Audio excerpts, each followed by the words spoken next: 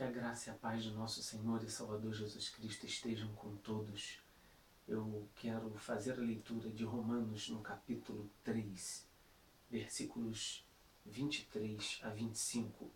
Está escrito: pois todos pecaram e destituídos estão da glória de Deus, e são justificados gratuitamente pela sua graça, pela redenção que há em Cristo Jesus.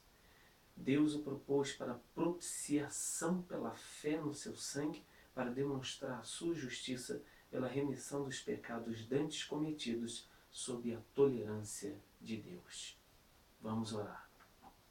Senhor, nós rogamos em nome do Teu Filho Jesus Cristo, que o Senhor nos dê entendimento, capacidade de compreensão da Tua Palavra, que o Teu Espírito Santo nos ilumine nesse objetivo, que cada pessoa agora que ouve essa palavra possa se concentrar e aprender essas verdades. Nós te pedimos isso, rogamos em nome do Senhor Jesus. Amém. Eu quero falar sobre a propiciação, que é uma doutrina extraída das Escrituras Sagradas. Propiciação é aquele ato sacrificial pelo qual Deus se torna propício. Propício significa simplesmente favorável, ou seja, dizer que a propiciação é um ato pelo qual Deus se torna propício é dizer que é um ato pelo qual Deus se torna favorável a nós. Ele é contrário a nós em certo sentido em ira. Mas agora, por meio desse ato sacrificial, ele se torna favorável a nós. Isso é a doutrina da propiciação.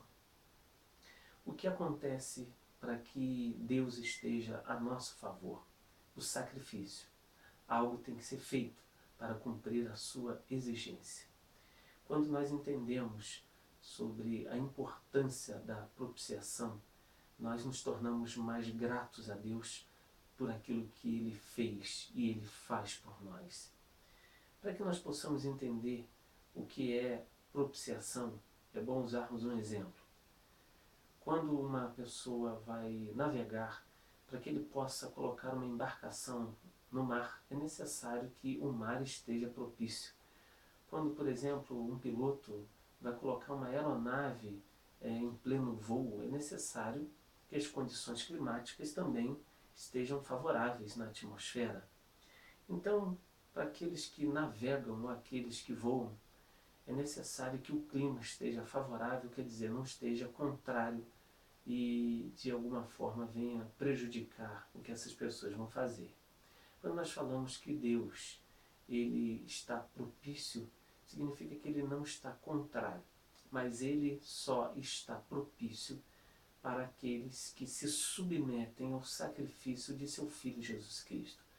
Na verdade, a ira permanece sobre todos os homens, mas aqueles que se apropriam do favor de Deus, que reconhecem o sacrifício de Jesus Cristo na cruz, essas pessoas, na verdade, se tornam agora objeto de atenção da parte de Deus. Para que nós possamos entender a diferença, por exemplo, de propiciação e expiação, que também é outra doutrina da Bíblia. Expiação é o ato pelo qual o pecado é cancelado, é anulado e apagado do registro. Então, o objeto da expiação é o pecado. O objeto da propiciação é Deus. Deus se torna favorável. Outras definições, outros conceitos que ajudam no entendimento dessa doutrina é que a propiciação também é definido como o desviar da ira mediante uma oferenda. Isso quer dizer que algo é feito para satisfazer uma exigência. Foi exatamente isso que o Senhor Jesus Cristo fez. Ele satisfez a exigência de Deus e, através disso, a ira foi desviada. O pecado do homem recebe sua justa recompensa, porque a ira de Deus é dirigida contra o pecado. Isso pode ser visto em Romanos, no capítulo 1, versículos 18, 24, 26 e 28. A totalidade do argumento da parte inicial de Romanos é que todos os homens, os gentios e os judeus igualmente, são pecadores e são sujeitos à ira e à condenação divinas. Naturalmente, nós somos filhos da ira, segundo o texto de Efésios 2:3. E Paulo pensa na morte de Cristo como hilasterion, que é a palavra que está aqui na língua grega, em Romanos 3:25, quer dizer, um meio de remover a ira divina.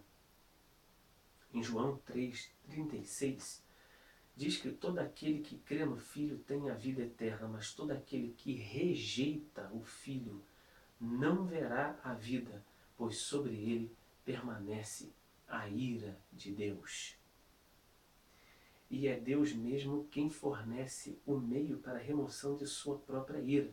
Isso que apresenta o texto de 1 João, capítulo 4, versículo 10, que diz: nisto está o amor, não em que nós tenhamos amado a Deus, mas em que Ele nos amou e enviou o seu Filho como propiciação pelos nossos pecados.